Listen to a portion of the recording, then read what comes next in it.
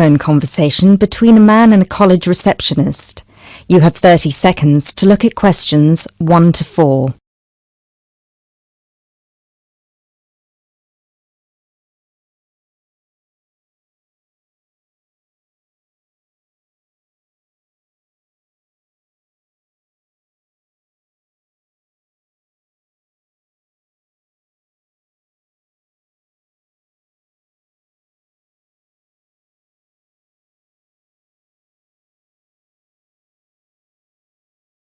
Good morning, Clevedon College. Can I help you? Yes, please. I'd like some information about evening courses this term. Okay.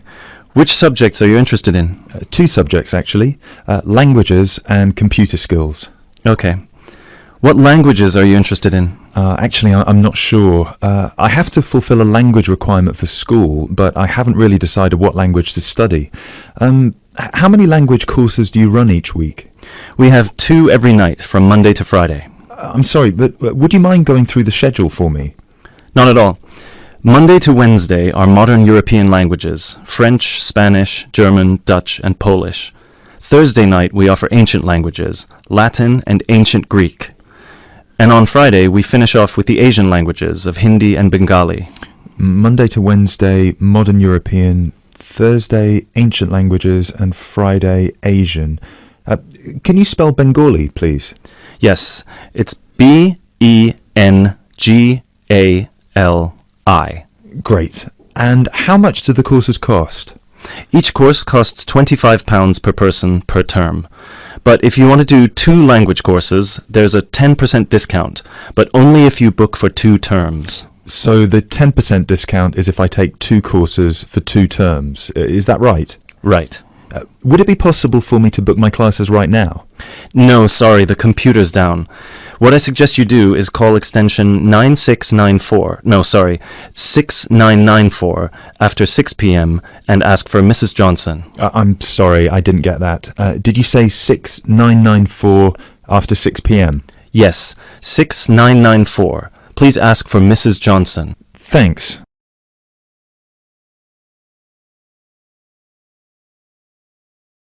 You now have 30 seconds to look at questions 5 to 10.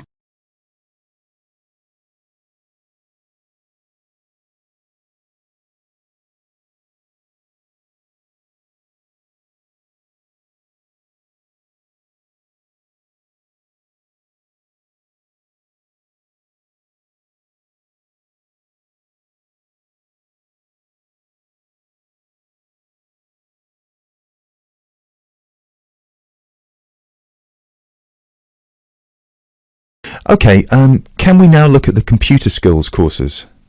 Yes, of course. Computer classes always start in the first week of the month, and the way it works is we offer 1 computer class for the entire month. So you might spend 1 month on databases, another month on Excel, and so on. Classes meet once a week on Tuesday afternoons. The next class starts February 1st. Okay, so for the upcoming month, February... February is going to be databases. There are 24 places still free on that course, and it costs £40 per person. February, databases, 24 openings, £40. Okay. Excel starts in March, and that's nearly full, only 4 slots left. It's £45. Okay, Excel, March, only 4 slots left. Got it? April is Outlook. That is never as popular since it costs so much more, but you get a free CD. It is £60 for the month, and there are 19 places left. Okay, April, Outlook, £60. Is that it? No, on the 3rd of June we start a Word course. We have 16 vacancies for that at the moment.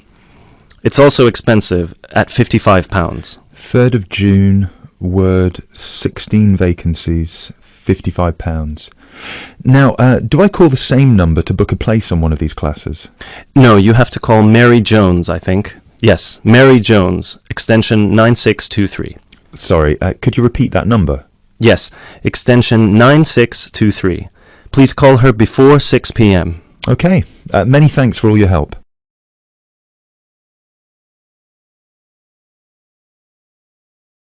You will hear an introduction for students to a university campus. You have 30 seconds to look at questions 11 to 16.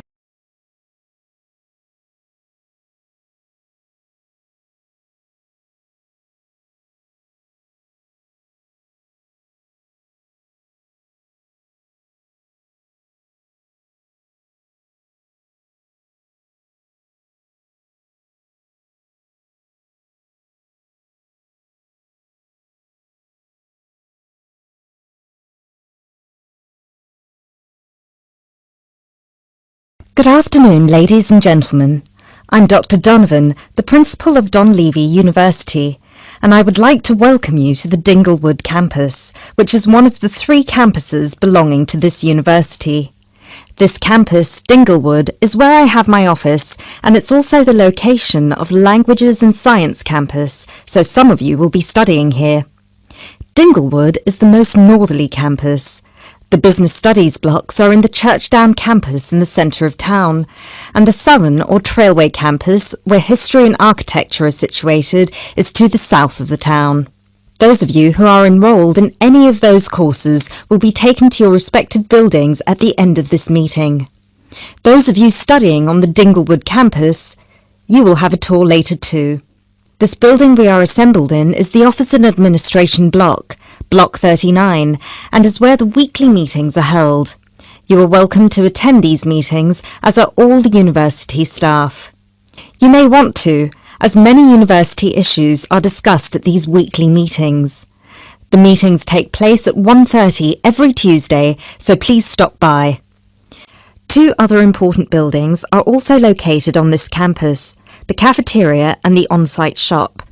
You can purchase all the required books and any stationery you need for your courses at this shop. Please bear in mind that even though you have shown your ID passes to enter this site, you still need to use them again to buy anything in the shop or cafeteria. This is for security reasons.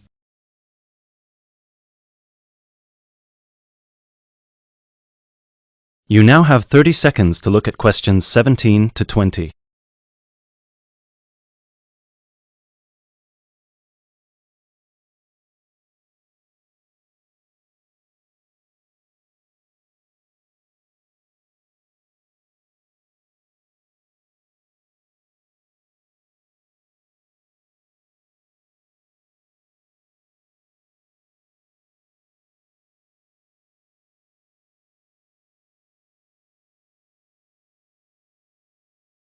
Now, if I could draw your attention to the back page of your joining instructions booklet, you will see a small map of this campus, Dinglewood. The block we are in now, the Office and Administration block, is located between the Languages Centre, Block 38, and the Physics School, Block 30. That's 3O. These are both on the right side of the plan.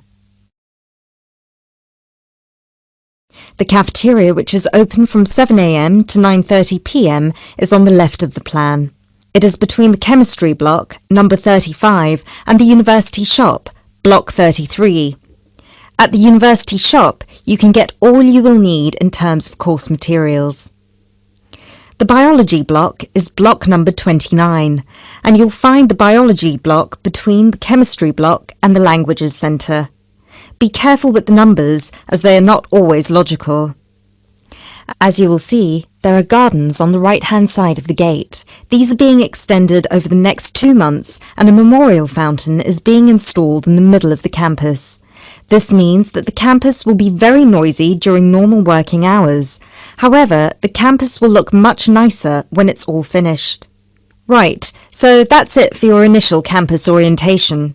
At this point, could the language students all follow me, please, and the rest of you, please assemble under the banners which show your main topic of study, and you will be directed to the other campuses.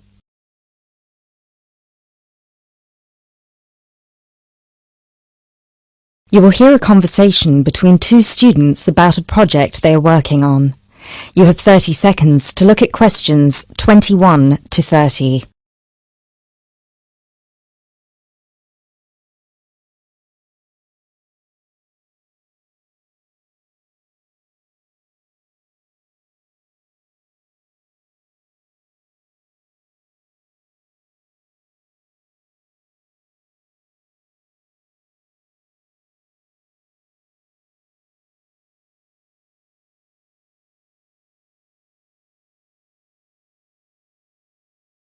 Hi Bill, how are you?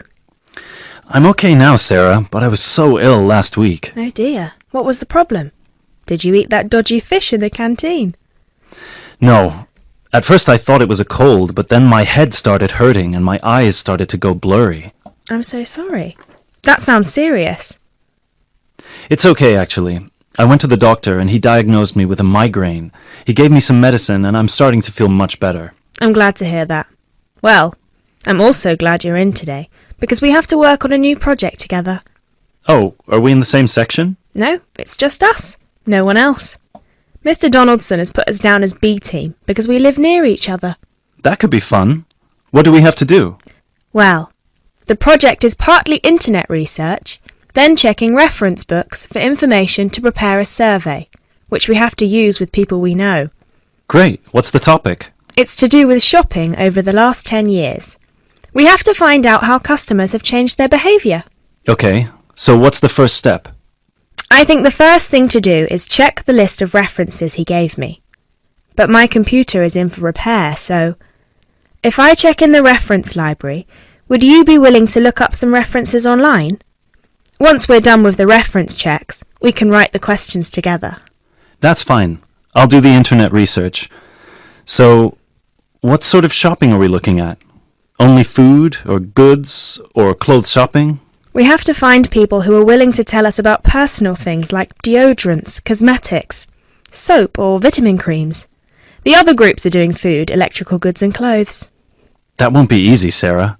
People might think those things are a bit private. Yes, I thought about that. I'll ask the women and you can ask the men. That should work okay. Well, if you think so, give me the list of references then. Sorry, I left them in my other bag at Joseph's house. I'll get them for you tomorrow. Okay. Well, then, this afternoon I think I'll catch up on the notes from last week. Can you help me, or are you busy? I've made you a copy of the notes already, to save you time. Here you are. Wow, thanks, Sarah. That's so thoughtful. Well, since there's nothing for us to do right now, shall we go for lunch? Actually, I'll have to catch you later. I have to go to a meeting this afternoon. Can I phone you tonight to arrange when to meet? No, sorry, I have a date. Can we meet in the laboratory for the first class tomorrow? I'm not sure because I have to go to the library to collect some books. What about meeting there at lunchtime? You mean in the lab? Yes. Okay, see you in the laboratory tomorrow at noon then. Sounds like we have a lot of work to do.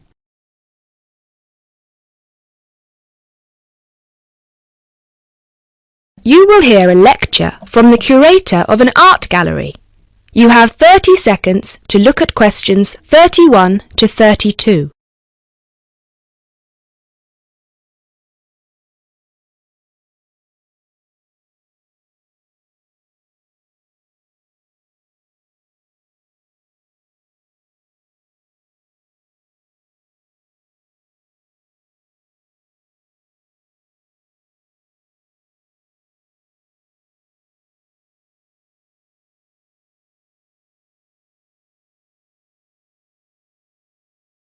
Good evening, everybody, and welcome to the first in this year's series of public lectures offered by the Art Gallery.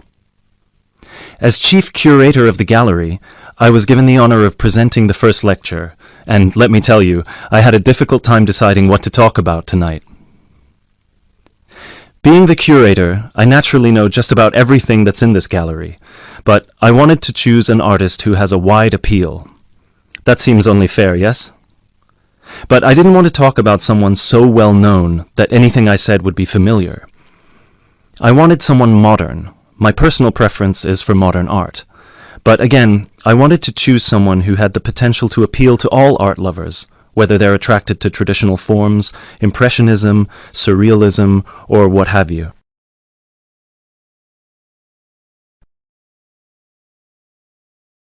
You now have 30 seconds to look at questions 33 to 35.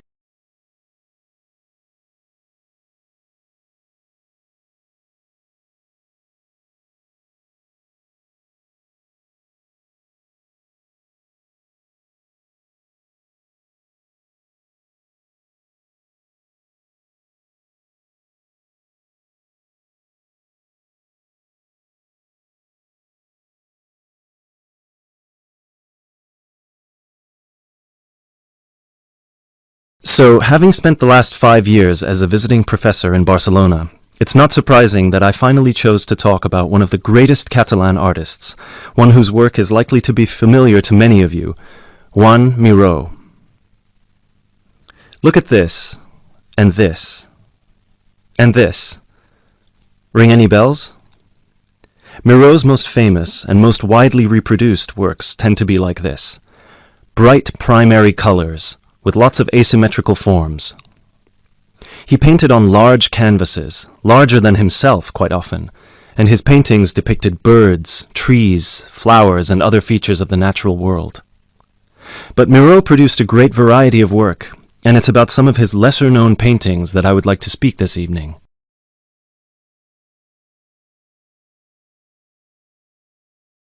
You now have 30 seconds to look at questions 36 to 40.